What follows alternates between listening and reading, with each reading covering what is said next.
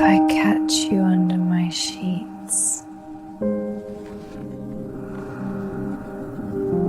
The most dangerous thing a desperate woman can do is put her desire in writing. The second most dangerous, send it to the wrong man. Jessica Hampton was 27, unmarried, and running out of time. At the Moon Festival, after too much mead and a friend's reckless dare, she made a choice that would change everything. She wrote 8 bold words on a piece of parchment. 8 words meant for a charming nobleman who had made her feel seen. If I catch you under my sheets, you will. But the note never reached him. The servant delivered it to the wrong man, the Alpha King himself. And when Nathaniel Williamson read those words, he didn't correct the mistake, so he accepted the invitation.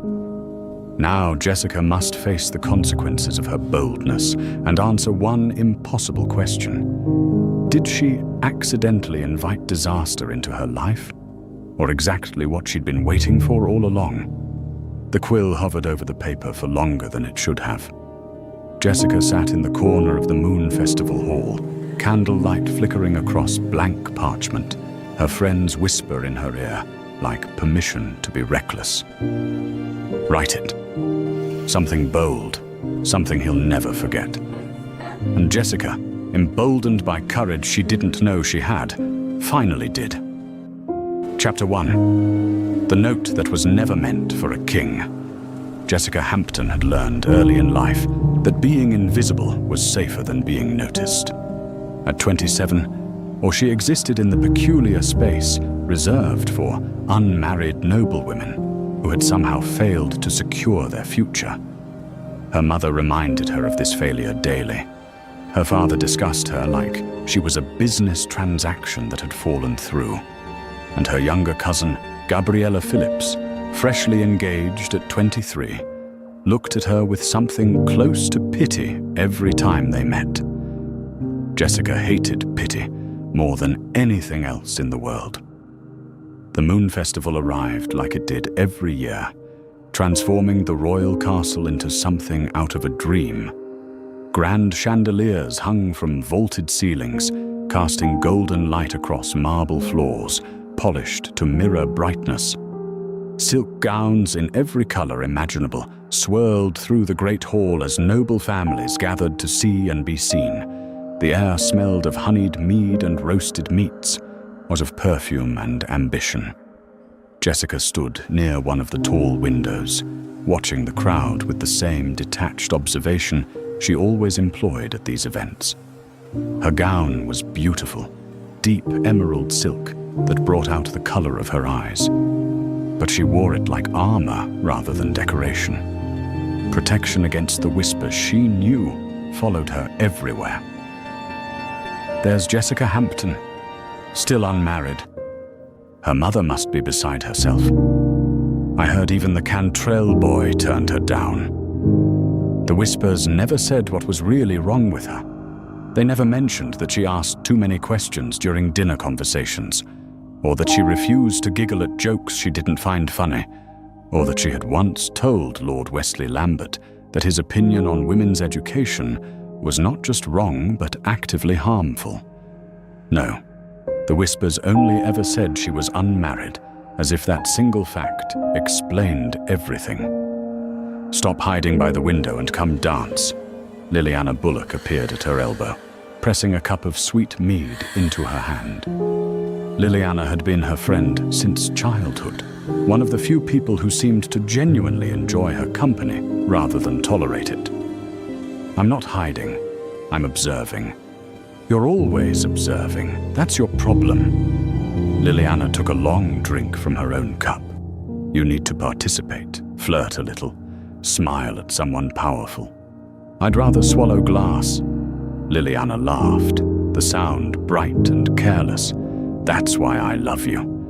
But seriously, Jessica, your mother cornered me earlier, asking if I knew any suitable men. She's getting desperate. Jessica's fingers tightened on her cup. My mother is always desperate. It's her natural state. Across the hall, she caught sight of her mother, Lydia Hampton, speaking with a group of older women, all of them casting not-so-subtle glances in Jessica's direction. Her father, Morris, stood nearby, deep in conversation with several merchants, probably discussing trade routes and profit margins. Neither of them looked happy. Jessica took a long drink of mead, letting the sweetness coat her throat. "Oh no," Liliana breathed beside her. "Don't look now," but Eden Maxwell just walked in. Jessica looked. She couldn't help it. Eden Maxwell moved through the crowd like he owned every inch of space he occupied. Tall and handsome, with dark hair that fell just so across his forehead. He had the kind of smile that made women forget their own names.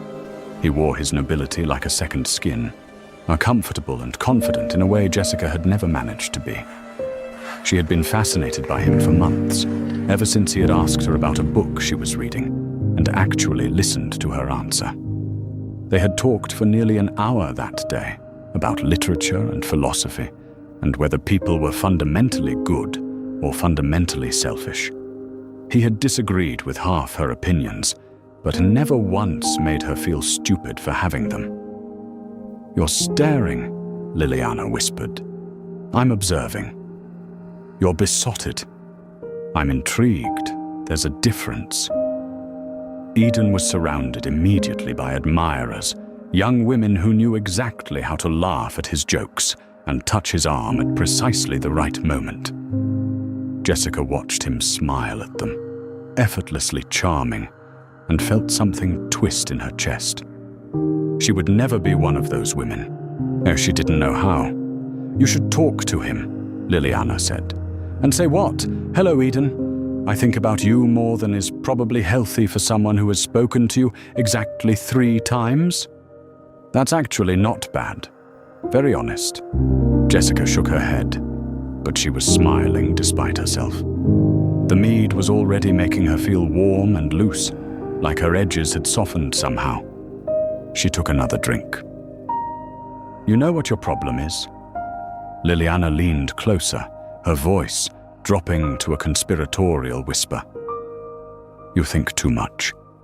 You analyze everything until you've talked yourself out of taking any risks. Taking risks is how people get hurt. Taking risks is how people get anything worth having." Liliana's eyes gleamed with mischief. "So you want to know what I think you should do? I have a feeling you're going to tell me anyway. Write him a note. Something bold. Something he'll never forget." Jessica nearly choked on her mead. "Absolutely not." "Why not? What's the worst that could happen?" "He could read it. That's the worst that could happen." "Exactly. He reads it. He's either intrigued or he's not. And either way, you finally know where you stand instead of spending another 6 months wondering." Liliana pulled a small piece of parchment and a pencil from her bag. She was always prepared for schemes. "Come on. What would you say to him if you were brave enough?" Jessica stared at the blank parchment.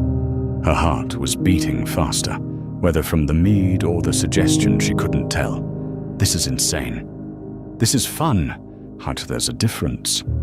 The mead had definitely gone to her head, because suddenly the idea didn't seem quite as insane as it should have. What would she say to Eden Maxwell if she were brave enough? If she could bypass all the social rules and expectations and just be honest about what she wanted? Her hand reached for the pencil, almost of its own accord. "That's my girl," Liliana breathed. Jessica's fingers trembled slightly as she pressed pencil to paper. She shouldn't do this.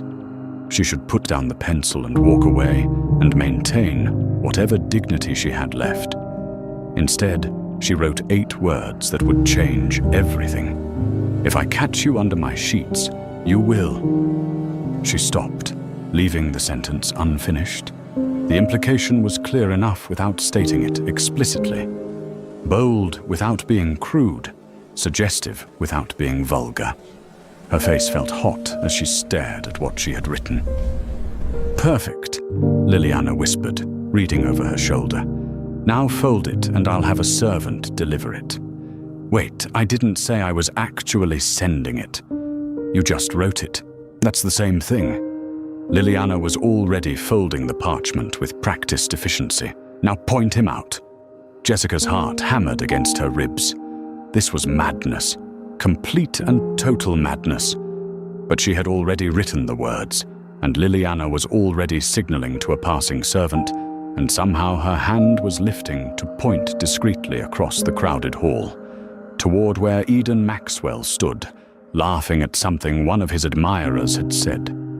Except Eden moved at precisely that moment, turning to greet someone new. And Jessica's gesture, though meant to indicate the handsome nobleman with the easy smile, instead pointed toward a different man entirely.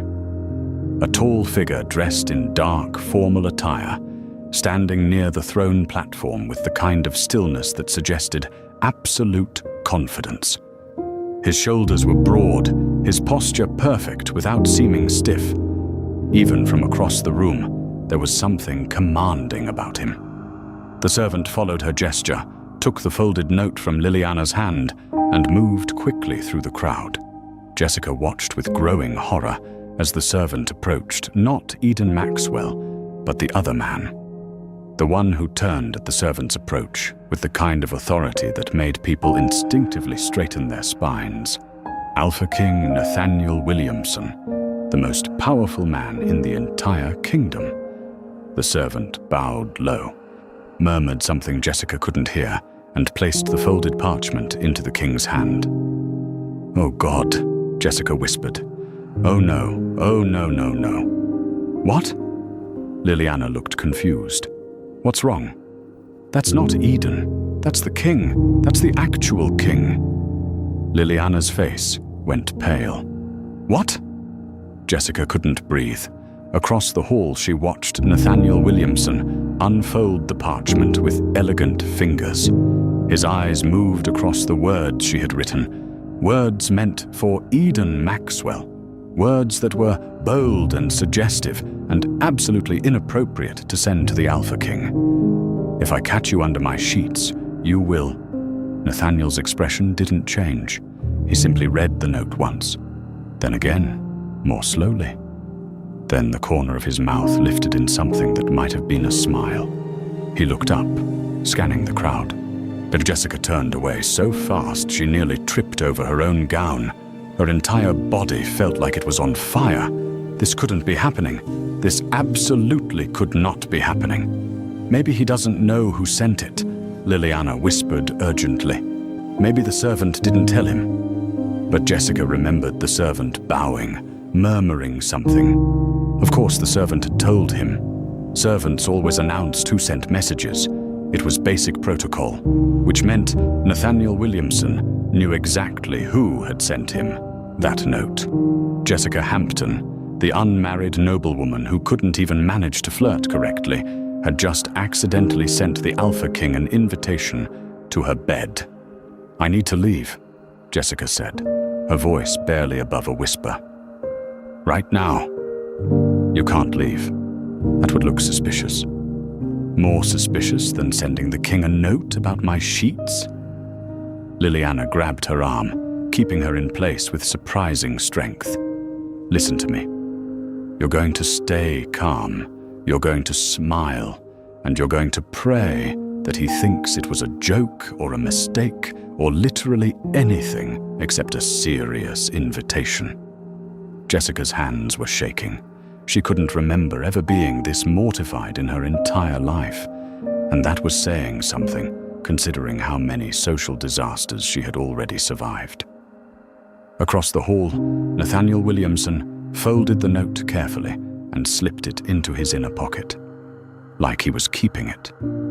Jessica's stomach dropped somewhere around her knees. "He's keeping it," she whispered. "Why is he keeping it? Maybe he keeps all his correspondence. Nobody keeps random notes from noblewomen they don't even know. You don't know that he doesn't know you." Jessica turned to stare at her friend. "What?" Liliana shrugged, looking uncomfortable. I mean, you're a noblewoman. You attend all the major events. Maybe he's noticed you before.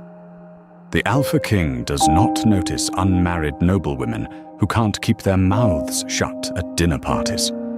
Maybe this one does.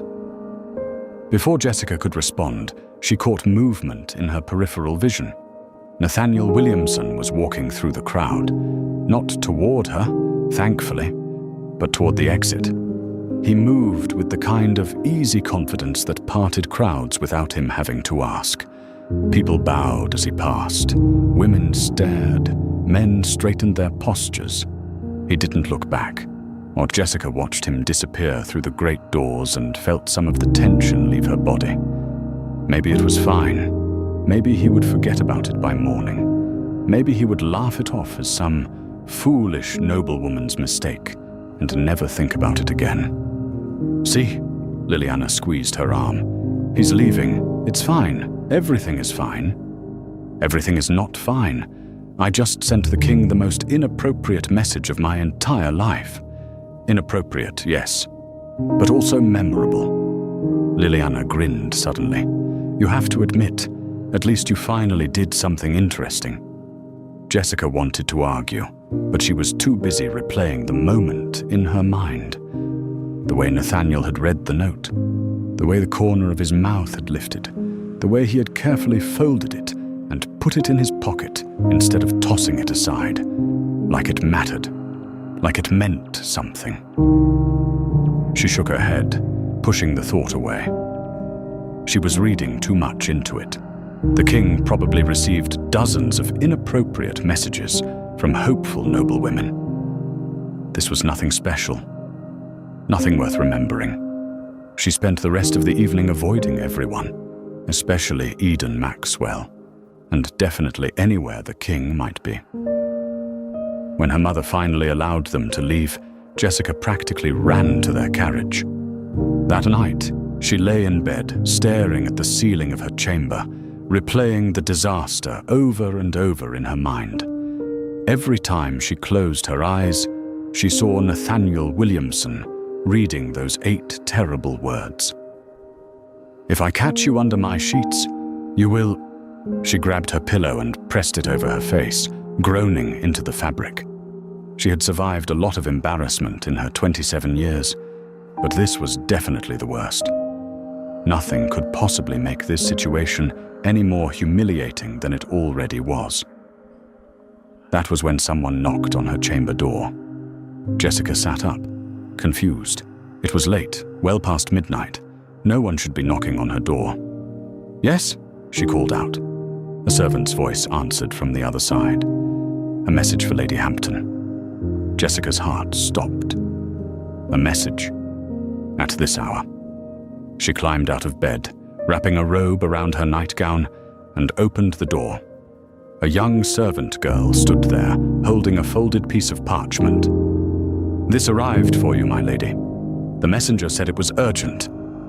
Jessica took the parchment with trembling fingers. The servant curtsied and disappeared down the hall before she could ask any questions. She closed the door and moved to the candle by her bedside. Her hands shook as she unfolded the parchment. The handwriting was elegant, masculine, and completely unfamiliar, but the words made her blood run cold. Then perhaps I should come see if you mean it. No signature, no explanation. Just those 9 words. Jessica read them 3 times, her mind refusing to process what she was seeing. Someone had responded to her note. Someone had not only received it, but decided to reply. But who? Eden Maxwell. Had the servant somehow delivered a copy to both men? Was Eden the one responding? She wanted to believe that. She desperately wanted to believe that. But something in her gut told her otherwise. The handwriting was too confident, too controlled, too much like someone who was used to giving orders and having them obeyed. While Jessica sat down on her bed, staring at the message. Someone was coming to see if she meant it, and she had absolutely no idea who. Chapter 2. The King Who Decided to Play Along. Nathaniel Williamson stood in his private study, the note from Jessica Hampton spread on his desk like evidence. "If I catch you under my sheets, you will." He had read it at least a dozen times since receiving it at the Moon Festival. Each time, the corner of his mouth lifted with the same dark amusement. Jessica Hampton. The name had been familiar even before the servant whispered it to him. He had been aware of her for years, ever since she had attended her first Moon Festival at 19. Fresh from the countryside, nervous and trying too hard to appear sophisticated. He had watched her evolve over the years, had watched her realize that trying to please everyone was impossible. Watched her stop trying, watched her become sharp instead of soft, direct instead of diplomatic. Most noblewomen at these events fell into two categories: those who desperately sought his attention and those who wanted his power without having to deal with him personally. Jessica Hampton fell into neither category. She barely looked at him, not out of disrespect or fear, but out of genuine disinterest. She attended the required events, wore the appropriate gowns, spoke when spoken to. But her attention was always elsewhere, on books, on conversations with people who interested her, on the world outside the narrow confines of noble politics. Nathaniel found it refreshing. He found it fascinating. And now, apparently, she wanted him under her sheets. Except she didn't. The servant had mentioned seeing Lady Hampton point towards someone else entirely. Eden Maxwell, probably. The charming wastrel who collected admirers like trophies and discarded them just as easily. Jessica Hampton wanted Eden Maxwell. But the note had reached Nathaniel instead. He should have corrected the mistake immediately, should have sent a polite message explaining the error and thought nothing more of it. Instead, he had kept the note, and then he had sent a reply. "Then perhaps I should come see if you mean it." He knew exactly what would happen when she received it. She would assume Eden had written back. She would be nervous, excited, probably terrified. She would prepare herself for a midnight visitor, believing it would be one man. And then Nathaniel would appear instead. Gerald, his closest advisor and one of the few people allowed to speak freely in his presence, would say this was cruel. Westley, his head of security, would say it was dangerous. Edward, his younger brother, would laugh and call him ruthless. They would all be right. But Nathaniel didn't particularly care. He wanted to see what Jessica Hampton was like when she thought no one important was watching. Wanted to see if her boldness extended beyond written words. Wanted to understand what made a woman who barely acknowledged his existence suddenly invite someone into her bed. Even if that invitation had been meant for someone else. There was a knock on his study door. Nathaniel folded the note and slipped it back into his inner pocket.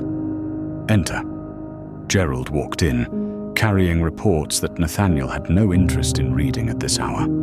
His advisor took one look at his face and stopped. "You're planning something." "I'm always planning something." "You're planning something inadvisable." Gerald set the reports on the desk. "I know that expression. What did you do?" Nathaniel smiled. "I accepted an invitation." "An invitation to what?" "A private meeting." Gerald's eyebrows rose. "With whom?" "Jessica Hampton." There was a long pause. Gerald was very good at long pauses. He used them like weapons, letting silence do the work words couldn't.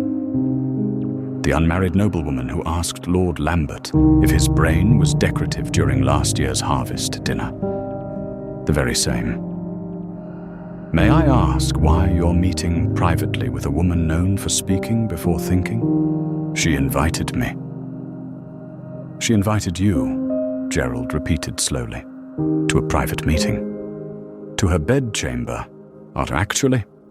Another pause, even longer this time. "I see," Gerald finally said. And does Lady Hampton know she invited you to her bedchamber? Not exactly. Not exactly. She meant to invite someone else.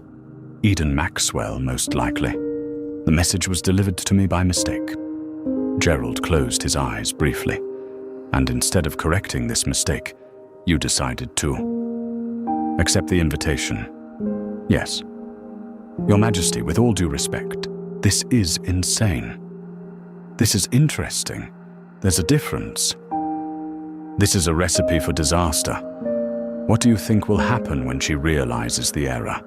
When she discovers the Alpha King appeared in her bedchamber instead of the man she actually wanted?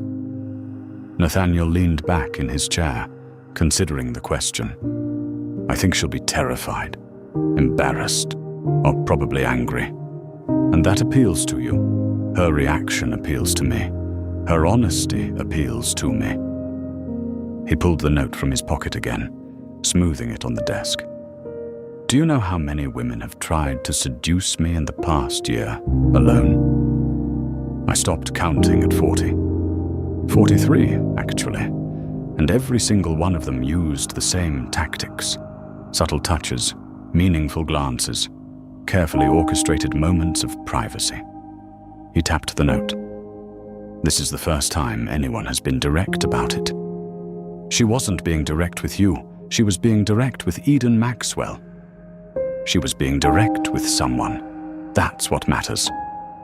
Gerald sat down across from him, a sure sign that he was preparing for a longer argument. What do you actually want from this woman? It was a fair question. Nathaniel had been asking himself the same thing since receiving the note. What did he want from Jessica Hampton? A single night, a conversation, the satisfaction of seeing her bold confidence crumble, or something else entirely? I want to see who she really is, he said finally. Every woman I meet performs for me. They say what they think I want to hear, act how they think I want them to act. But Jessica Hampton doesn't even notice I exist. And now she's written the most honest message I've received in years. Honest message meant for someone else. Details, Gerald sighed, the sound of a man who knew he had already lost the argument. When are you planning this midnight visit? Tonight? Tonight. Gerald stood abruptly. Your Majesty, I must advise against this. Advise all you want. Oh, I'm still going. At least take Westley with you, for security. I'm visiting a noblewoman's bedchamber, not staging a military raid. A noblewoman who might scream when she realizes who you actually are. That was a valid point. Nathaniel considered it for a moment, then shook his head. She won't scream. She's too proud for that. You're basing this assumption on what, exactly? On watching her refuse to cry when her cousin announced her engagement at last year's spring festival. On watching her smile politely while her mother introduced her to increasingly desperate suitors. On watching her maintain perfect composure while the entire court whispered about her unmarried status. He stood, adjusting his jacket. Jessica Hampton does not fall apart in public. She certainly won't fall apart in private. I hope you're right. So do I. Nathaniel left the study and made his way through the castle corridors, avoiding the areas where guards would feel obligated to follow him. He had memorized the layout of every noble family's residence in the capital years ago, part of his training in understanding potential allies and enemies. The Hampton residence was modest compared to some of the grander estates, but well-maintained and tastefully decorated. Nathaniel approached from the garden side, where trees provided convenient cover and the walls were easier to climb. He had scaled the wall and dropped silently into the garden before he allowed himself to question what he was doing. Breaking into a noblewoman's residence in the middle of the night, accepting an invitation that hadn't been meant for him, and all to satisfy curiosity about a woman who had never given him any indication she wanted his attention. Gerald was right. This was insane. Nathaniel smiled and continued toward the house. He found Jessica's window on the second floor, recognizing it from the candlelight visible through the curtains. The climb was easy, the stone wall providing plenty of handholds. He paused at the window, peering through the gap in the curtains. Jessica sat on her bed, still wearing her robe, staring at something in her hands. The reply he had sent. Probably. Her expression was a mixture of nervousness and excitement and absolute terror. It was the most genuine expression he had ever seen on her face. Nathaniel tapped lightly on the window. Jessica jumped, dropping the parchment. Her eyes went wide as she stared at the window. For a moment, he thought she might actually scream despite his confidence otherwise. Then she took a deep breath, stood, and walked to the window. She opened it slowly, her hands trembling slightly, and found herself face to face with Nathaniel Williamson instead of Eden Maxwell. The look on her face was absolutely worth the climb. Chapter 3. The Midnight Visit. Jessica's mind went completely blank. The Alpha King stood at her window. Actually at her window, like something out of a dream or a nightmare she couldn't quite distinguish between. The moonlight behind him created shadows across his face, making him look even more dangerous than usual. "You invited me," he said calmly, as if climbing through bedroom windows was a perfectly normal activity for royalty. Jessica opened her mouth, closed it, opened it again. No words came out. Nathaniel's lips curved slightly, not quite a smile, but close. "May I come in? Or would you prefer I conduct this conversation from the window ledge?" That broke through her shock. "This conversation? There shouldn't be any conversation. You shouldn't be here at all." "And yet I am, because someone sent me an invitation." He pulled a familiar piece of parchment from his pocket. A rather bold invitation, actually. Jessica's face burned hot enough to light the entire room. She recognized her own handwriting, her own terrible, thoughtless, absolutely mortifying words. "That wasn't meant for you," she whispered. "I'm aware, but it reached me anyway." He tilted his head slightly. "Now are you going to let me in? Or shall I wake your entire household by having this discussion at full volume?" Jessica glanced over her shoulder at her bedroom door, imagining her mother's reaction if she discovered the Alpha King at her daughter's window. Then she looked back at Nathaniel and made what was possibly the worst decision of her life. She stepped aside. Nathaniel climbed through the window with practiced ease, landing silently on her bedroom floor. He was taller than she remembered, broader through the shoulders. Her chamber suddenly felt very small. "You shouldn't be here," she said again, because apparently her mind could only manage to repeat the obvious. "You already mentioned that." He glanced around her room, taking in the books stacked on every available surface. The writing desk covered in parchment and ink, by the complete absence of the delicate decorations most noble women favored. Interesting choice of reading material. Jessica followed his gaze to the philosophy text lying open on her desk. "I wasn't expecting company. Clearly. Otherwise you might have prepared better for your midnight assignation." "It wasn't supposed to be an assignation. It was supposed to be..." She trailed off, realizing there was no good way to finish that sentence. Supposed to be what? A rendezvous with Eden Maxwell? Nathaniel walked further into her room, examining her bookshelf with apparent interest. "Did you really think he would climb through your window?" "I didn't think at all. That's the problem. On the contrary, I think you thought quite a lot. You simply thought about the wrong man." He pulled a book from her shelf, examined the title, put it back. "Political Theory and the Common Good. Light bedtime reading." "Why are you here?" Jessica demanded, finding her voice finally. "If you know the note wasn't meant for you, why did you come?" Nathaniel turned to face her fully, and the intensity of his gaze made her breath catch. "Because I wanted to see what you would do. What I would do when faced with the consequences of your boldness. When the man who appeared wasn't the safe, charming nobleman you expected, but someone with actual power over your life." He took a step closer. "You write 8 words about catching someone under your sheets, but do you actually mean them? Or are they just another performance?" Jessica's spine straightened. "I don't perform for anyone. Don't you? Every woman at the Moon Festival tonight was performing, playing the role society expects. Or you do it too, just in a different way. That's not true, isn't it? You perform indifference.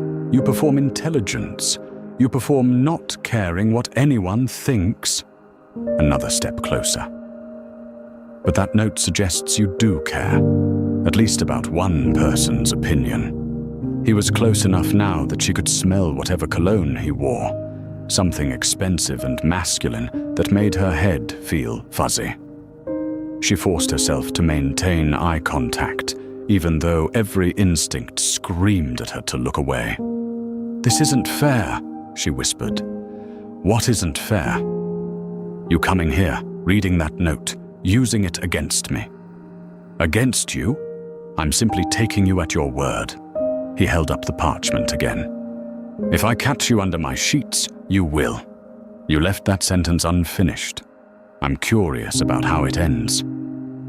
Jessica's heart hammered against her ribs. "But you're the Alpha King. You can't just appear in women's bedrooms demanding answers to inappropriate questions." "I can't? Who's going to stop me?" "Basic decency." He laughed, the sound low and genuinely amused. "Basic decency hasn't been invited to this conversation. You made sure of that when you wrote this note." "For the last time, I didn't write it for you. But you did write it, which means somewhere in that brilliant, overthinking mind of yours, you wanted something." He leaned closer, his voice dropping. "What did you want?" "Jessica Hampton." No one ever used her first name without permission. The intimacy of it made her skin prickle with awareness. "I wanted..." She stopped, unsure how to explain. "I wanted to feel like I mattered to someone. Like I was worth pursuing instead of just endured." The honesty surprised her. How she hadn't meant to say that, hadn't meant to give him anything real. But Nathaniel's expression softened slightly, the sharp edges of his amusement giving way to something else. "You think Eden Maxwell would make you feel that way?" "I thought he might.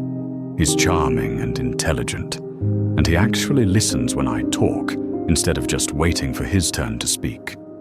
He's also known for collecting women like trophies and moving on the moment someone more interesting appears. And you're known for being cold and calculating and caring more about power than people." The words came out before she could stop them.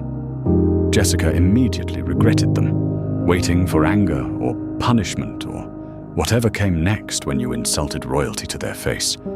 Instead, Nathaniel smiled, really smiled this time, showing teeth. "No, that's better." "What's better?" "You being honest instead of terrified. I was starting to wonder if you'd lost all that fire I've seen you display at dinner parties." Jessica stared at him. "You've seen me at dinner parties? I've seen you everywhere. Moon festivals, harvest celebrations, winter balls. You never notice me, but I notice you." Her breath caught. "Why?" "Because you're the only woman in this entire kingdom who looks at me and sees a problem rather than an opportunity."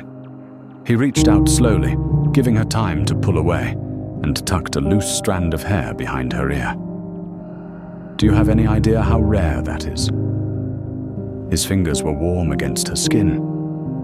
Jessica couldn't remember anyone ever touching her like that, gentle and deliberate and entirely focused.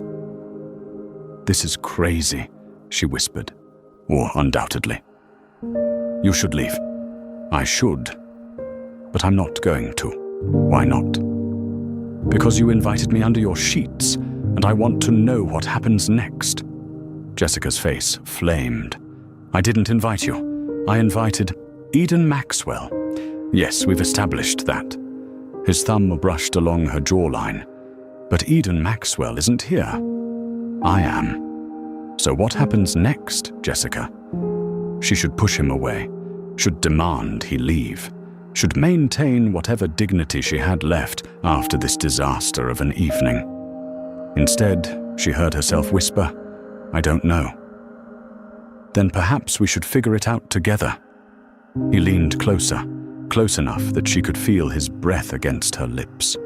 Her eyes started to drift closed, anticipation making her dizzy. Then Nathaniel stepped back abruptly. "But not tonight," he said, his voice perfectly controlled while Jessica struggled to remember how to breathe. "Tonight was about seeing if you meant what you wrote. And I have my answer." Jessica felt like she had been dropped from a great height. "What answer?" "You meant it. Maybe not for me specifically, but you meant the desire behind it, the wanting." He walked back toward the window. "That's enough for now." "Enough for what?" He paused at the window, looking back at her with an expression she couldn't quite read. "Enough to make this interesting." "I don't understand." "You will." He climbed onto the window ledge with the same ease he had entered. "Sleep well, Jessica Hampton. I suspect you'll be thinking about tonight for quite some time." He disappeared into the darkness before she could respond. Jessica stood frozen in the middle of her bedroom, or her mind spinning. The Alpha King had just climbed through her window, nearly kissed her, and then left with no explanation, beyond cryptic promises about things being interesting. She walked to the window on shaking legs and looked out into the garden. No sign of him. He had vanished as completely as if he had never been there at all, except for the faint scent of his cologne still lingering in her room, and the memory of his thumb against her jaw, and the absolutely terrifying realization that she had wanted him to kiss her. Not Eden Maxwell, Nathaniel Williamson, the king. Jessica closed the window and leaned against it, pressing her hands to her burning face. What had she done? More importantly, what was going to happen next? Chapter 4. The game between a king and a woman. Jessica spent the next 3 days convinced that guards would arrive at any moment to arrest her for inappropriate conduct with royalty. They didn't come. Instead, something worse happened. Nathaniel Williamson appeared everywhere. He attended a dinner at the Cantrell estate that Jessica's family had also been invited to. He showed up at the library where Jessica often spent her afternoons, browsing the philosophy section like he had every right to be there. He walked through the gardens she used as a shortcut to her friend Kimora Chandler's house. And every single time, he looked directly at her. Not with anger or disgust or any of the reactions she had expected, but with something that looked dangerously close to amusement. Like they shared a secret, which they did, Jessica supposed. A terrible, mortifying secret that made her want to sink through the floor every time she remembered it. "You're being paranoid," Kimora said, as they sat in her drawing room, drinking tea and pretending to discuss the latest fashions. "The king has better things to do than follow you around." "I'm not being paranoid. He was at the library yesterday, the philosophy section. Why would the Alpha King be browsing philosophy? Maybe he likes philosophy. He likes making me uncomfortable." Kimora set down her teacup, studying Jessica with the kind of knowing look that came from years of friendship. "What happened between you two?" "Nothing happened." "You're a terrible liar. You've been acting strange ever since the Moon Festival. Did he say something to you? Jessica considered telling her the truth. Kimura would understand, probably. Doubt she might even have useful advice. But the words wouldn't come. How could she explain that she had accidentally sent the king an invitation to her bed, and instead of punishing her, he had climbed through her window and nearly kissed her? He just spoke to me briefly, Jessica said instead. About books. Books? Kimura's tone suggested she didn't believe a word of it. The most powerful man in the kingdom spoke to you about books, and now you're terrified of running into him. I'm not terrified. I'm simply avoiding unnecessary interactions. For 3 days straight? Before Jessica could answer, a servant appeared in the doorway. Lady Chandler, Lady Hampton, you have visitors. Jessica's stomach dropped. Please not the king. Please not here. But the man who walked into Kimura's drawing room wasn't Nathaniel Williamson. Why, it was Eden Maxwell. He looked as handsome as ever, his smile bright and confident as he bowed to both women. Lady Chandler, Lady Hampton, I hope I'm not interrupting. Not at all, Kimura said smoothly, though Jessica could see the curiosity in her eyes. Please join us. Eden sat across from Jessica, his attention focused entirely on her, in a way that would have thrilled her a week ago. Now it just made her feel guilty, though she couldn't quite explain why. I was hoping to speak with you, Lady Hampton, Eden said, if you're amenable. Of course. Kimura stood immediately. I should check on something in the kitchen. Please excuse me. She disappeared before Jessica could protest, leaving her alone with the man she had meant to send that note to, the man she had been fascinated by for months, the man who suddenly seemed far less interesting than he had before. I've been meaning to speak with you for some time, Eden said once they were alone, but you're difficult to catch at social events, always disappearing into corners or leaving early. I'm not much for crowds. I've noticed. I find it refreshing, actually. Most women seem to live for these gatherings. He leaned forward slightly. I enjoyed our conversation about philosophy last month. You have interesting opinions. Thank you. I was wondering if you might like to continue that conversation. Perhaps over dinner. I know a lovely restaurant in the Merchant District. A week ago, Jessica would have said yes immediately. Would have been thrilled that Eden Maxwell wanted to spend time with her alone. Now, all she could think about was Nathaniel's thumb against her jaw. His voice saying her name, the way he had looked at her like she was a puzzle worth solving. That's very kind, she heard herself say. But I'm not sure it would be appropriate. Eden's smile faltered slightly. Not appropriate. For us to dine alone, people might assume things. Would that be so terrible? People assuming we were courting? Yes, Jessica wanted to say. Because I accidentally sent the king a note meant for you, and now everything is complicated and confusing, and I can't stop thinking about someone I shouldn't be thinking about. Instead, she said, I'm not looking to court anyone right now. It was a diplomatic answer, a safe answer, and a complete lie. Eden studied her for a moment, his expression unreadable. Then he nodded slowly. I see. Well, if you change your mind, please let me know. He stood, bowed politely, and left. Jessica sat alone in Kimura's drawing room, feeling like she had just made a terrible mistake. But what was the alternative? Accept Eden's invitation while she was clearly distracted by someone else? Pretend everything was normal when her entire world had tilted sideways? He's gone already. Kimura reappeared, looking disappointed. I was hoping for at least an hour of gossip material. There's nothing to gossip about. He asked you to dinner, didn't he? How did you? Because that's what men like Eden Maxwell do. They identify interesting women and pursue them with dinner invitations. Kimura sat down across from her. And you turned him down, judging by how quickly he left. Jessica didn't deny it. Kimura leaned back, studying her friend. This is about the king, isn't it? What? No, that's ridiculous. Is it? Or you've been acting strange since the Moon Festival. The king has been appearing in unusual places.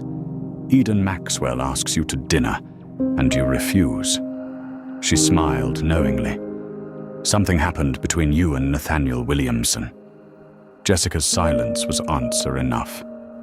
Oh, this is interesting, Kimura breathed. Tell me everything. There's nothing to tell.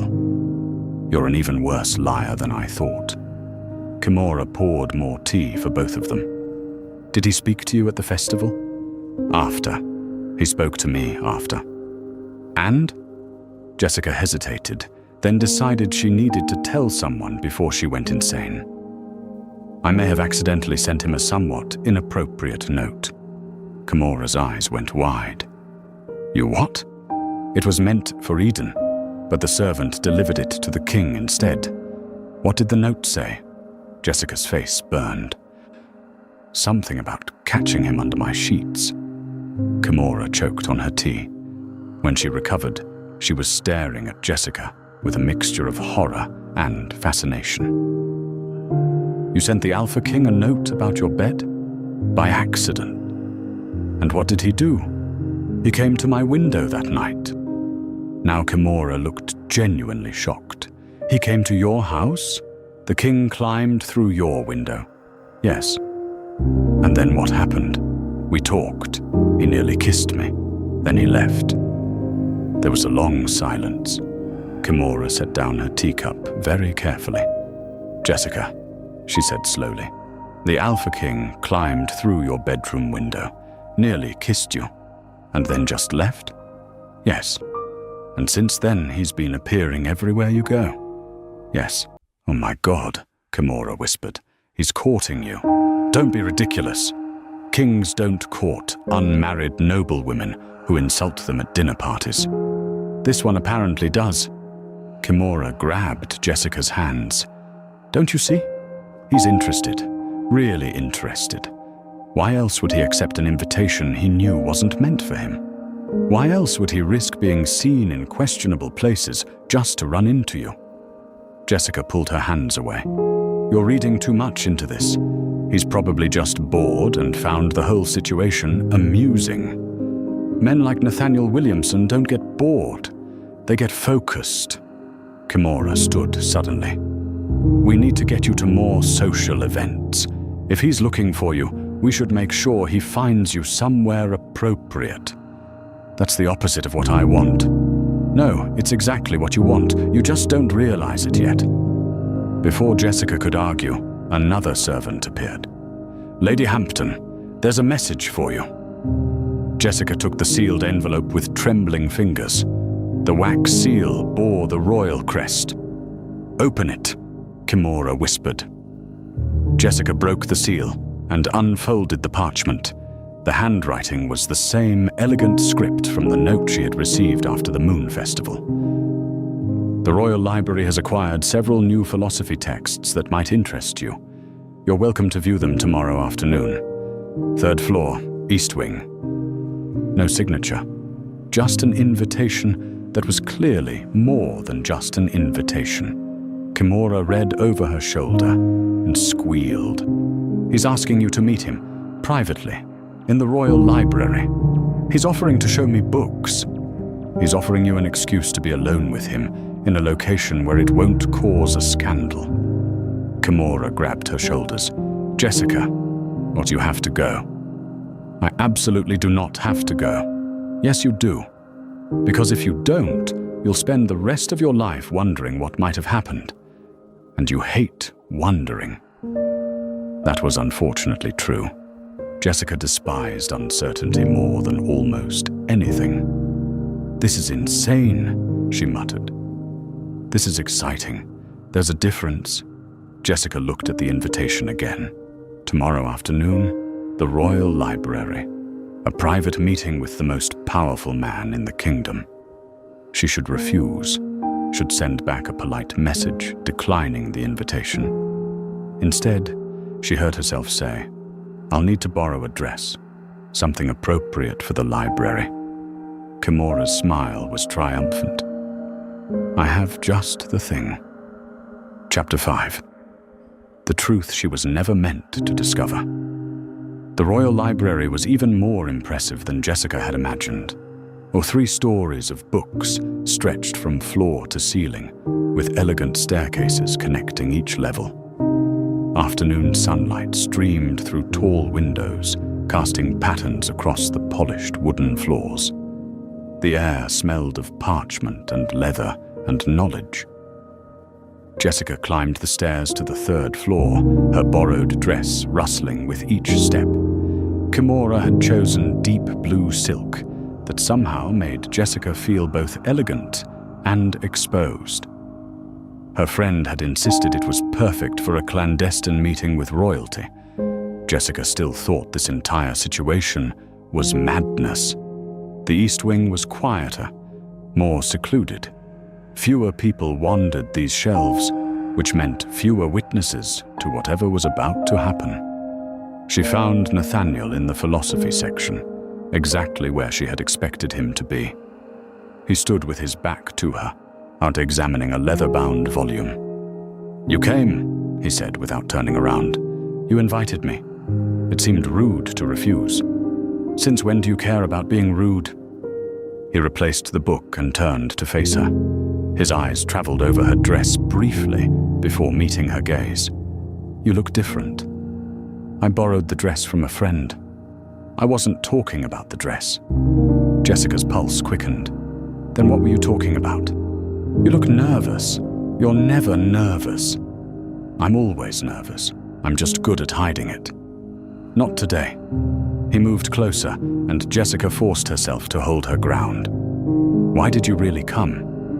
"You said there were new philosophy texts." "That was an excuse. We both know it." "Then why did you invite me?"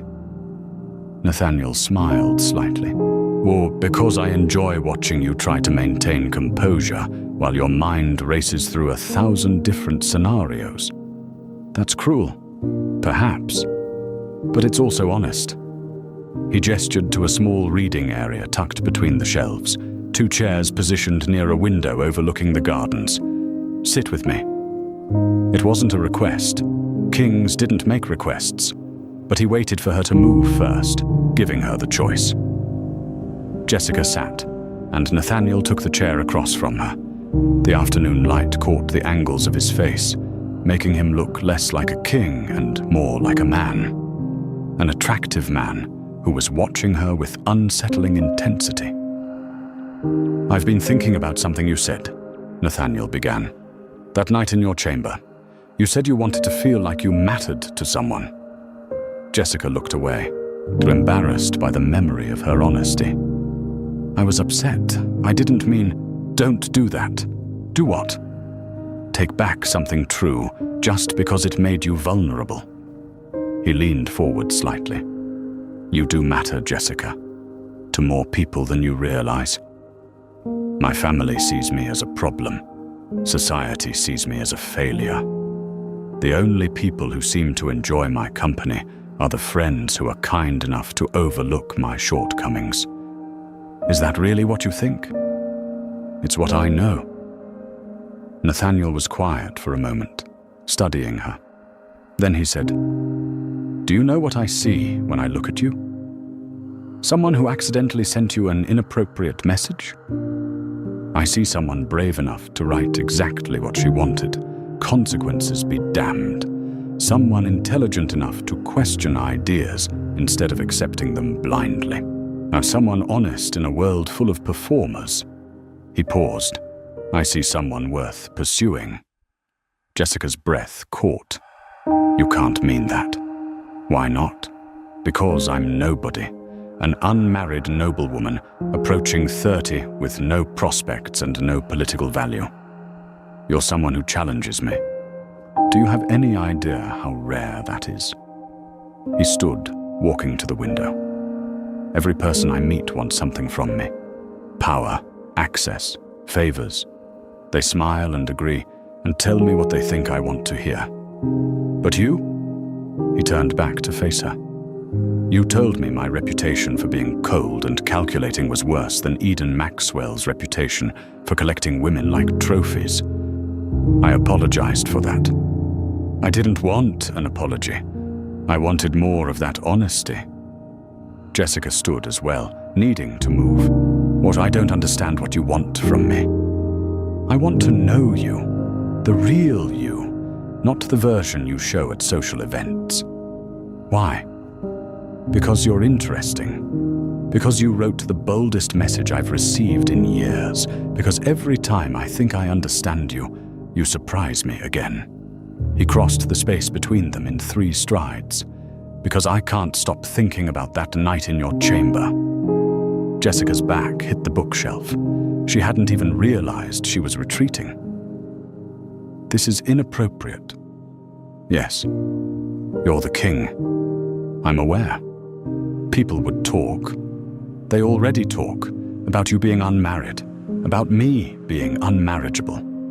Let them talk about something more interesting. He was close enough now that she could see the flecks of gold in his eyes, could feel the warmth radiating from him. I don't know how to do this, she whispered. Do what? Whatever this is. I don't know the rules. There are no rules. His hand came up to cup her face, thumb brushing across her cheekbone. Just you and me, and whatever happens between us. And what happens between us? That depends on what you want. I don't know what I want. Yes, you do. You're just afraid to admit it. He was right. She did know, had known since that night in her chamber when he had nearly kissed her and walked away. She wanted him, not because he was king, not because of power or status or any of the logical reasons that should matter. She wanted him because he looked at her like she was worth seeing, because he challenged her instead of trying to please her, because he made her feel alive in a way she never had before. This is terrifying, she breathed. Good things usually are. He leaned closer, giving her time to pull away, to refuse, to maintain whatever safety she had left. Jessica didn't pull away. His lips met hers softly at first, questioning, then deeper as she responded, her hands coming up to grip his jacket. He tasted like mint and certainty, and Jessica felt something inside her unlock. This was what she had wanted when she wrote that note. Not just physical attraction, though there was plenty of that, but connection, recognition. Someone who saw her completely and didn't look away. Nathaniel pulled back slightly, his forehead resting against hers. Still terrified. More than ever. Good. That means you're paying attention. Jessica laughed despite herself, the sound breathless and surprised. You're nothing like I expected. Neither are you. He kissed her again, much briefer this time. I should let you go before someone finds us and causes a scandal. Probably wise, but neither of them moved. Jessica, he said softly, and something in the way he said her name made her chest ache. I need you to understand something. This isn't a game to me. You aren't a distraction or an amusement. Then what am I?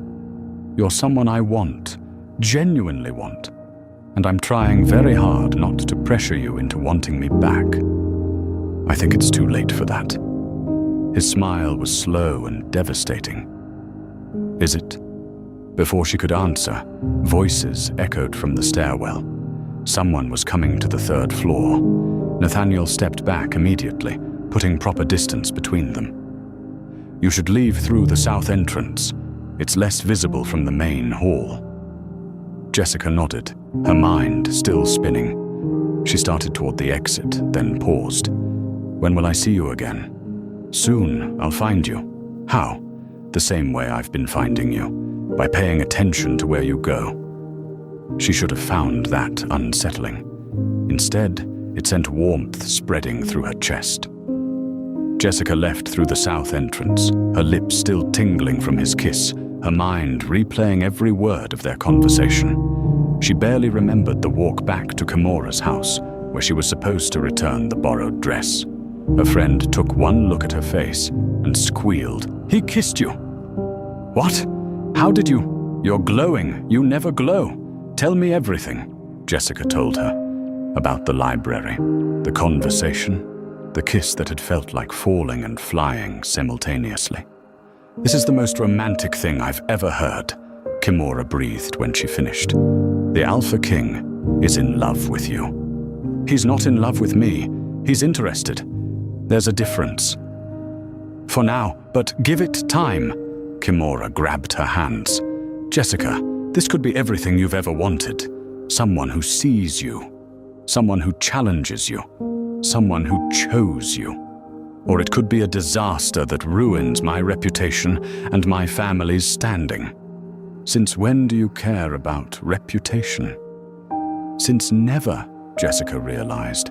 She had never cared what people thought, had never performed for society's approval. So why was she hesitating now? Because this mattered. Because Nathaniel mattered. Because for the first time in her life, she had something real to lose. "I need to go home," she said suddenly. "I need to think." "About what?" "That you like him. He likes you. What's there to think about?" "Everything. Consequences. Implications. What happens next?" "What happens next is you let yourself be happy for once in your life." Jessica changed back into her own dress and left, Kimura's words echoing in her mind. Let yourself be happy. When had she last been truly happy? When had she last felt like something was possible instead of impossible?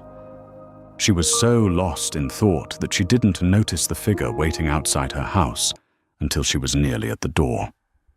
Eden Maxwell stood on her front steps, looking serious in a way she had never seen him before. "Lady Hampton," he said formally, "I need to speak with you." Jessica's stomach sank. "Of course. What about?" "About my intentions. And yours." He stepped closer. "I've been thinking about our conversation at Lady Chandler's house, about how you said you weren't looking to court anyone." "I remember. I should have been more direct then. Should have told you exactly what I wanted instead of hiding behind polite dinner invitations." He took a breath. "Jessica, I want to court you, formally, with the intention of marriage." The words should have thrilled her. A week ago, they would have. Now they just made her feel trapped. "Eden, I'm flattered, but please let me finish." He pulled an envelope from his jacket. "This is a letter to your father, requesting permission to court you officially. I know the timing might seem sudden, but I've been thinking about this for months. You're different from other women. Smarter, more interesting, more honest." Jessica stared at the letter, her mind racing. But Eden was offering her everything she thought she wanted. Security, respect, a marriage to someone intelligent and kind. Everything except the feeling she had when Nathaniel kissed her. "I can't accept this," she said, quietly. "Why not? Is there someone else?" "Yes," she wanted to say. "There's someone who climbs through windows and challenges me and makes me feel like I'm on fire." Instead, she said, "I'm not ready for courtship. Not with you. Not with anyone." It was kinder than the truth. Eden's expression hardened slightly. "I see. May I ask if this has anything to do with recent rumors?" Jessica's blood ran cold. "What rumors?" "About you and the Alpha King. About private meetings. About..." He trailed off, looking uncomfortable. "I don't believe gossip, but people are talking." Of course they were. Bushi and Nathaniel had been seen together at multiple events. The library visit had probably been witnessed by someone. Nothing stayed secret for long in the capital. "The king and I have spoken a few times," Jessica said carefully. Nothing more. Good. Because a woman's reputation is fragile, Jessica. Even the suggestion of impropriety with someone like Nathaniel Williamson could ruin your prospects entirely. There was warning in his tone. Concern, maybe, but also judgment. And suddenly Jessica understood what Eden was really offering. Not partnership or true affection, but protection, safety, a way to avoid scandal by accepting the first suitable proposal that came along. "Thank you for your concern," she said coldly, "but I'm capable of managing my own reputation. I'm not sure you understand the stakes." "I understand perfectly what you're offering to save me from myself, from my inability to behave appropriately, from whatever disaster you think I'm headed toward." She stepped closer. "But I don't need saving, Eden. I need someone who trusts me to make my own choices. Even when those choices involve the king? Especially then." Eden's jaw tightened. "You're making a mistake." "Maybe.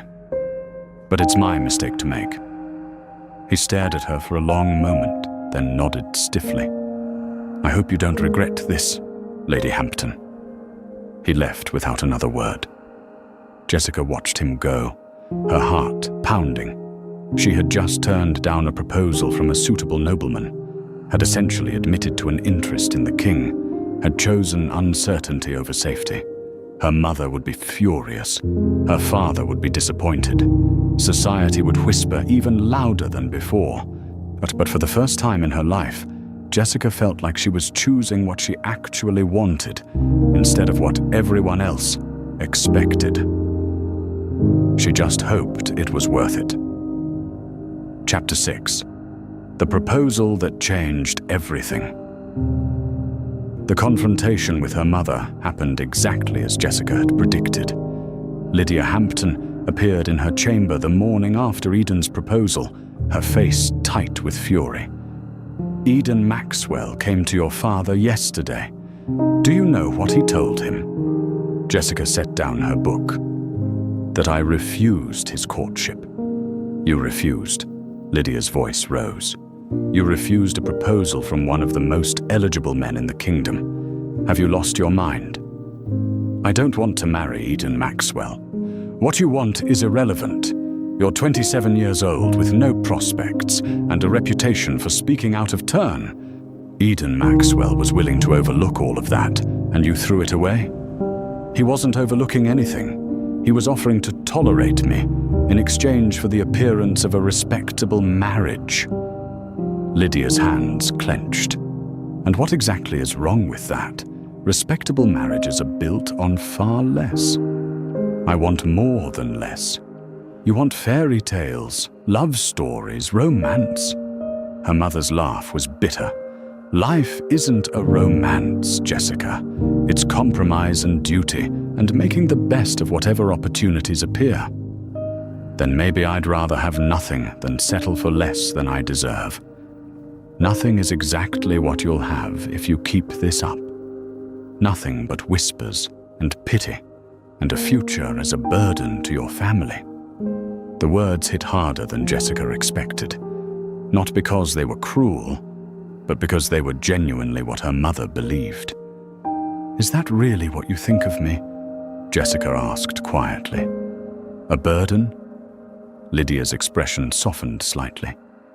"I think you're brilliant and stubborn and entirely too honest for your own good. I think you've been blessed with advantages that you refuse to use properly. And I think you're throwing away your future for reasons you refuse to explain.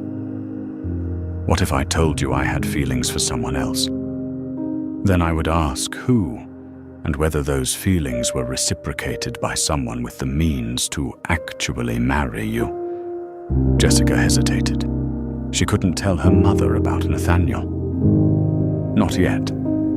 Not when she didn't even fully understand what was happening between them herself. "Just trust me," she said instead. "Please." "Trust you to do what? Ruin yourself?" Before Jessica could answer, her father Morris appeared in the doorway. "Lydia, we have a visitor. You should come downstairs." "Who is it?" "Eden Maxwell. He's asking to speak with Jessica." Jessica's stomach dropped. "I already told him, and apparently he's not satisfied with your answer." Morris looked at his daughter with an expression somewhere between disappointment and concern. "He's brought his father, and a formal proposal." Of course he had. Eden wasn't the type to accept rejection easily. He probably thought one more conversation would change her mind. Jessica followed her parents downstairs, her mind racing. She would have to refuse again, more firmly this time, in front of witnesses, in a way that would make it absolutely clear she had no interest in becoming Eden Maxwell's wife. But when she entered the drawing room and saw who was already there, every thought in her head evaporated. Nathaniel Williamson stood by the window, dressed in formal royal attire. Eden and his father, Gerald Maxwell, sat on the opposite side of the room, looking increasingly uncomfortable. The Alpha King had come to her house. "Your Majesty," Morris stammered, bowing deeply. Lydia curtsied beside him, her face pale with shock. Nathaniel acknowledged them with a brief nod, but his attention was fixed on Jessica. "Lady Hampton, I apologize for the intrusion." "You're not intruding," Jessica managed, though her voice sounded strange to her own ears. "You're always welcome." "Thank you." He glanced at Eden. "Though it seems I've interrupted something." Eden stood, his posture stiff. "Well, I came to speak with Lady Hampton about my proposal of courtship." "I'm aware." Nathaniel's tone was perfectly polite and absolutely final. "Unfortunately, Lady Hampton won't be accepting your proposal." The room went completely silent. Gerald Maxwell recovered first. "Your Majesty, with all respect, I'm not sure you're in a position to speak for Lady Hampton's intentions." "Aren't I?" Nathaniel's gaze didn't leave Jessica's face. "Perhaps you should ask her directly."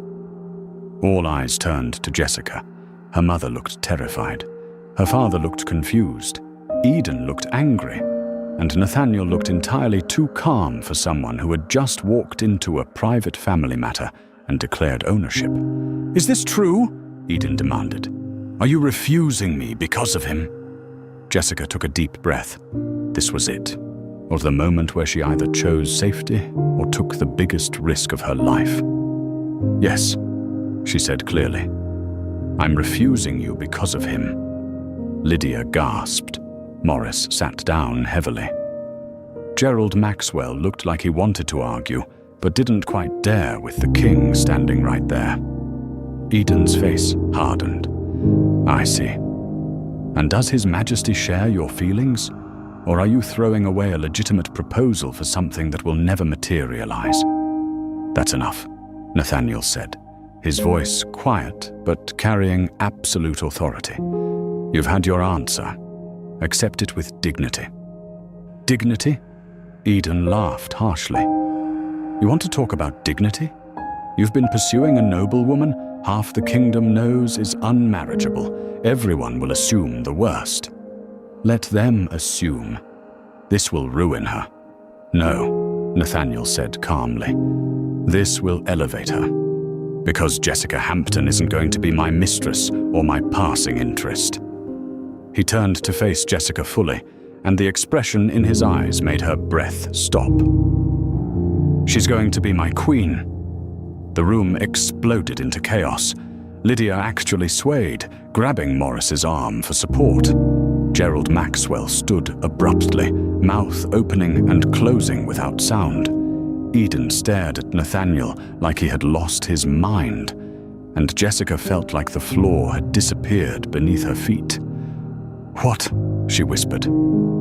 Nathaniel crossed the room until he stood directly in front of her. Then, in full view of her parents, and Eden Maxwell and anyone else who might be watching, the Alpha King knelt. I'm asking you to marry me, he said simply. Not for political alliance, not for convenience, but because you're the only woman who ever dared to invite me into her bed. And I intend to accept that invitation for the rest of our lives. Jessica stared down at him, her mind completely blank. The Alpha King was kneeling in her family's drawing room, proposing marriage, making promises that sounded like forever. You can't be serious, she managed. I've never been more serious about anything. We barely know each other. I know you write philosophy in the margins of books. I know you can't stand false flattery. I know you value honesty over comfort and truth over politeness. I know you kissed me in the royal library like you'd been waiting your whole life for permission. He reached for her hand. And I know I want to spend the rest of my life learning everything else. But I'm perfect? Yes, I'm aware. Unmarriageable. Everyone says so. Everyone is wrong. He stood, still holding her hand. The question isn't whether you're suitable for me. The question is whether I'm suitable for you. Whether you can tolerate a man who climbs through windows and accepts invitations that weren't meant for him. Jessica's eyes burned with tears she refused to let fall. This is insane. This is inevitable. We've been heading here since the moment you wrote that note. I wrote it for someone else. You wrote it for whoever was brave enough to claim it. I did. And now I'm claiming you, if you'll have me. Her parents were watching. Eden was watching. The whole world felt like it was watching. But all Jessica could see was Nathaniel, looking at her like she was worth everything. Yes, she whispered. His smile was slow and triumphant. Yes. Yes, I'll marry you, not even though you're arrogant and manipulative and you climbed through my window. Especially because I climbed through your window. He kissed her then, in front of everyone, deep and claiming and absolutely inappropriate. Jessica didn't care. When they finally broke apart, Lydia had recovered enough to speak. Your Majesty, this is all very sudden. Perhaps we should discuss. There's nothing to discuss, Nathaniel said firmly. Your daughter has accepted my proposal. The wedding will take place within the month. The month? Morris nearly choked. But the preparations will be handled by the royal staff. You need only show up and look proud. He turned back to Jessica. Unless you have objections to a quick wedding? The sooner the better, Jessica said, surprising herself. Before I come to my senses. You already have. That's why you said yes. Eden had been silent through the entire exchange, but now he stood. Congratulations, Lady Hampton. I hope you know what you're doing. There was no malice in his voice, just genuine concern. I don't, Jessica admitted. But I'm doing it anyway. He nodded once, then left with his father following behind. The moment they were gone, Lydia rounded on Nathaniel. Your Majesty, I must protest. My daughter's reputation will be impeccable as my betrothed and future queen. He glanced at Morris. I assume I have your blessing. What else could her father say? Of course, Your Majesty. Excellent. I'll send the official announcement to the papers tomorrow. Jessica, I'll call on you later this week to discuss details. He kissed her hand, nodded to her parents, and left. The silence after his departure was deafening. Lydia sat down slowly. What just happened? I think, Morris said faintly, our daughter just got engaged to the Alpha King. Because of a note, Jessica added, still trying to process everything herself. A note that was supposed to go to someone else. Her mother looked at her for a long moment. Then, despite everything, she laughed. Only you, Jessica. Only you could accidentally seduce a king. Chapter 7. The woman who dared to invite a king. The official announcement appeared in every paper the next morning. His Majesty Alpha, King Nathaniel Williamson, is pleased to announce his engagement to Lady Jessica Hampton. The wedding will take place at the royal castle within the month.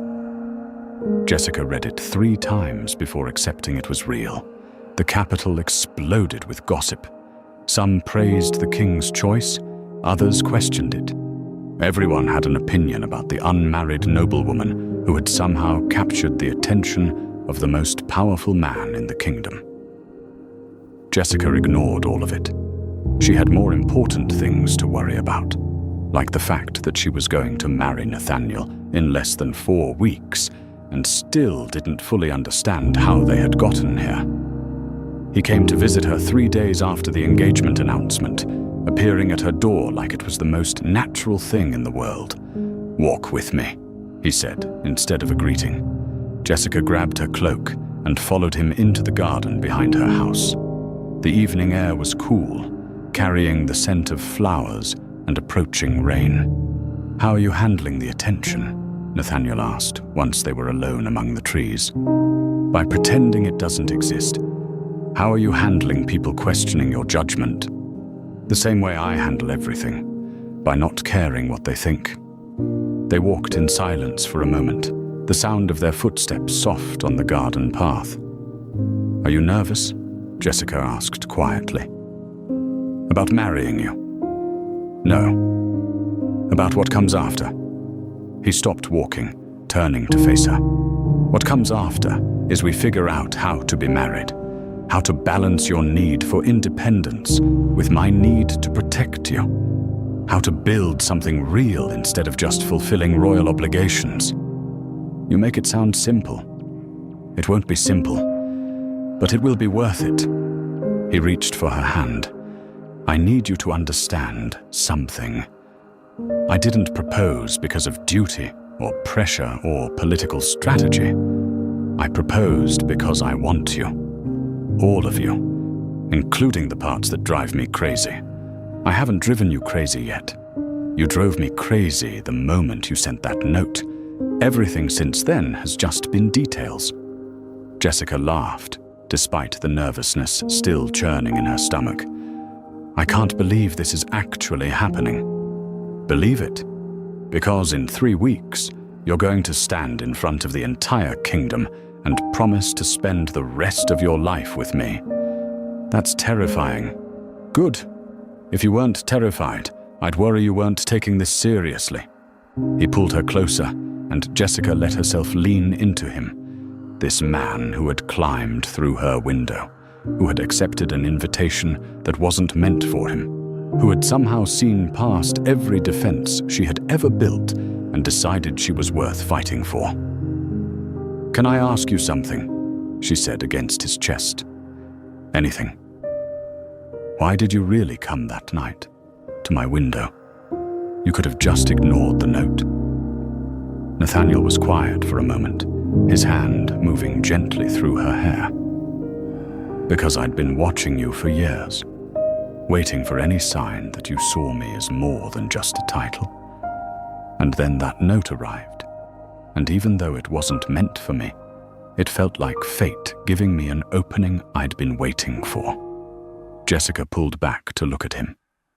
"You've been watching me for years, since you were 19 and tried to argue with the Duke of Cantrell about agricultural reform at your first moon festival. You were terrified and brilliant, and you didn't back down even when he got angry. You remember that?" "I remember everything about you, Jessica. Every debate, every book you've carried to social events, every time you've hidden in corners to avoid people who bore you." He cupped her face gently. "I've been waiting for you to notice me for almost a decade. That note just gave me an excuse to make you pay attention." Tears pricked her eyes. "That's the most romantic and slightly creepy thing anyone has ever said to me. I contain multitudes." She kissed him then, pouring everything she couldn't say into the gesture. Gratitude, terror, hope. The overwhelming feeling that somehow Against all odds, she had found exactly what she needed. When they broke apart, Nathaniel rested his forehead against hers. 3 weeks, Jessica. Then you're mine forever. 3 weeks, she repeated. Then we figure out how to do this.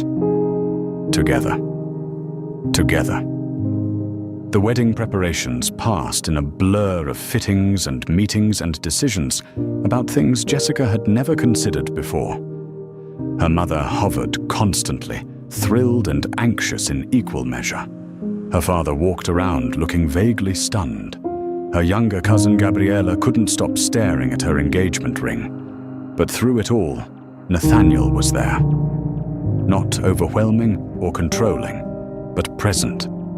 Checking in, making sure she was comfortable with decisions, giving her space when she needed it, and a closeness when she wanted it. He was nothing like she expected a king to be. He was better.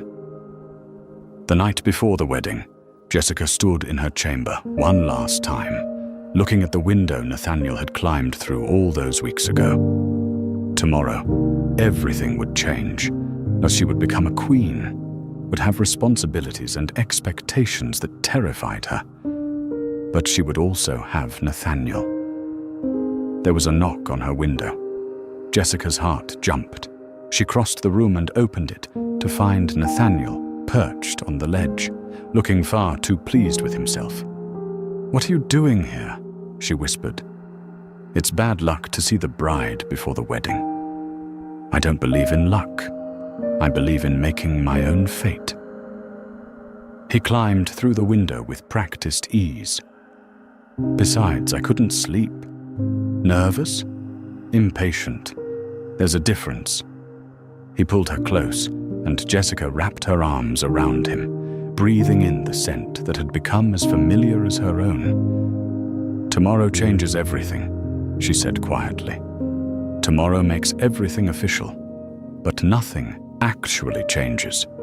You're still you. I'm still me. We're still figuring this out together. What if I'm terrible at being queen? Then you'll be terrible at it in interesting ways that make everyone's life more exciting." He kissed the top of her head. "Stop worrying about what you're supposed to be and just be who you are. That's who I'm marrying. A woman who accidentally sent you a scandalous note? A woman brave enough to write exactly what she wanted. A woman who chose me when she could have chosen safety." He tilted her face up to meet his gaze. "A woman who dared to invite a king into her bed, and then had the courage to actually let him in." Jessica smiled despite the tears threatening to fall. "I love you." It was the first time she had said it out loud. Nathaniel's expression softened into something that stole her breath. "I know. Oh, I've known since you kissed me in the library, like you were claiming something that already belonged to you." "When did you know? That you loved me?" "The moment you told me my reputation was worse than Eden Maxwell's. Anyone else would have been terrified of insulting me. You just saw it as stating facts. I'm still not sure you should marry someone who insults you regularly. I'm counting on it. Someone needs to keep me honest." He kissed her then, slow and deep and full of promises about tomorrow and every day after. When he finally pulled away, he reached into his pocket and drew out a familiar piece of parchment. Her original note, creased from being folded and carried. "I'm keeping this," he said. As a reminder of the day my life changed because a beautiful woman made a mistake that turned out to be exactly right." Jessica took the note, reading her own handwriting one more time. "If I catch you under my sheets, you will." "How would you finish it now?" Nathaniel asked. "That sentence you left incomplete." Jessica thought about everything that had happened. The midnight visit, the library kiss, the proposal that had changed her entire world. Then she smiled and looked up at the man who had claimed an invitation that was never meant for him, and turned it into forever. If I catch you under my sheets, you will stay there for the rest of our lives. That's the plan, Nathaniel murmured, pulling her close again. That's exactly the plan. And the next day, in front of the entire kingdom, Jessica Hampton became Queen Jessica Williamson. Not because she was perfect or suitable or anything people expected, but because she had been brave enough to write 8 reckless words, and the king had been waiting his whole life for someone exactly like her. If you love stories where one reckless mistake changes everything, where a single daring message awakens the attention of the most powerful man in the kingdom, and where a woman discovers that the man she accidentally tempted is the only one who truly sees her, then welcome to Oriel Romance Library, where every story begins with danger and ends with a love worth fighting for.